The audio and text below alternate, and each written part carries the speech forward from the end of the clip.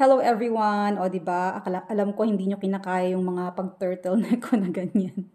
So I don't feel na malamig pa inside the house na susuot ko na yung mga ganitesh. Anyways, for this video, I will have a summary of the Book of Lamentations.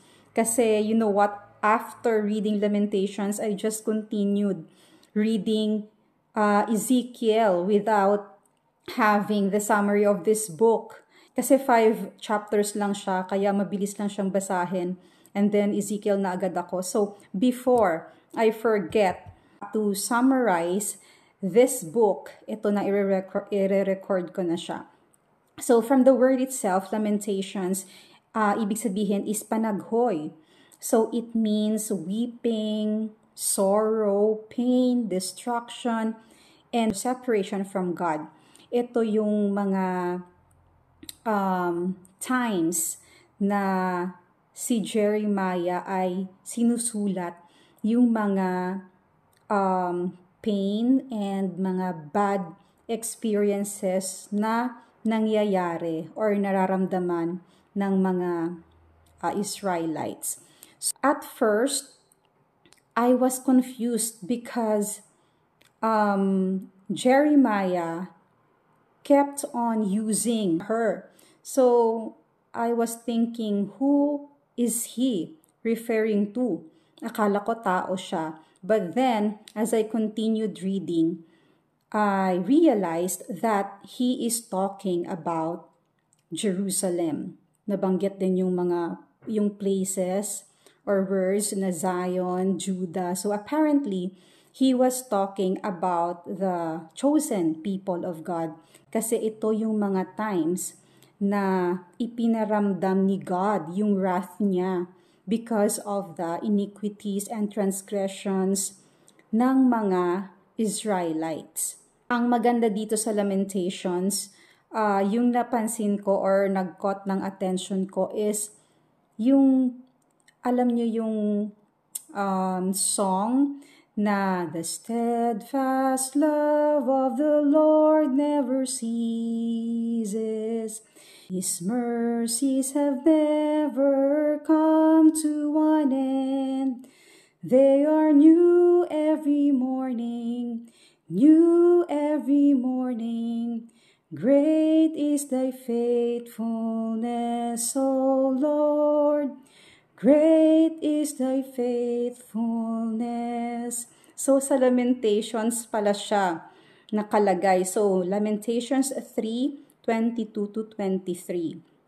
Andito pala siya nakasulat. And then, for those Catholics and Aglipayans, alam nyo yung parang sagutan ng priest and ng taong bayan yung lift your hearts to God, and then sasagot yung taong bayan ng we lift them up to the Lord. Tapos, let us give Him thanks and praise, it is right and just. Diba yun? Yung line pala that let us lift our hearts to God, nasa Lamentations din siya. So, Lamentations 3, verse 41. Pero yung sentence or yung verse na nakalagay talaga doon is, let us lift up our hearts with our hands unto God in the heavens. Yun yung nakalagay. And di ba nakakatuwa kasi we know that the lines na sinasabi sa mga churches ay nakalagay sa Bible. Those are derived from the Bible as well, pero hindi natin alam kung saan talaga. So yan, unti-unti natin na-discover kung saan nila kinukuha yung mga lines na yon. And then, dito sa Lamentations, one verse that became my favorite is yung Lamentations 3:25. Sabi, the Lord is good to those who wait for Him, souls that seek Him.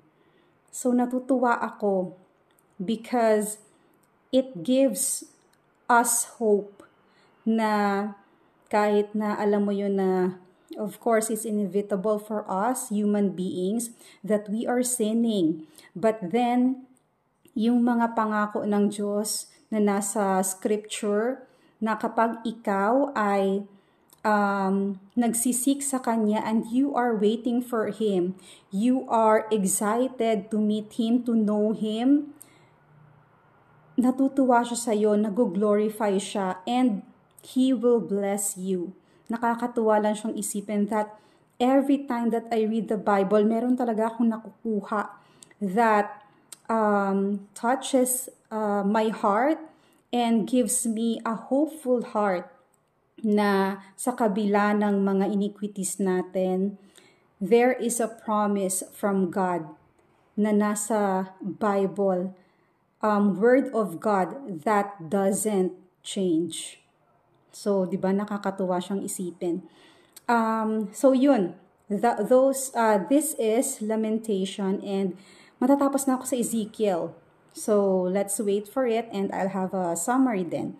Thank you po for watching. God bless you po.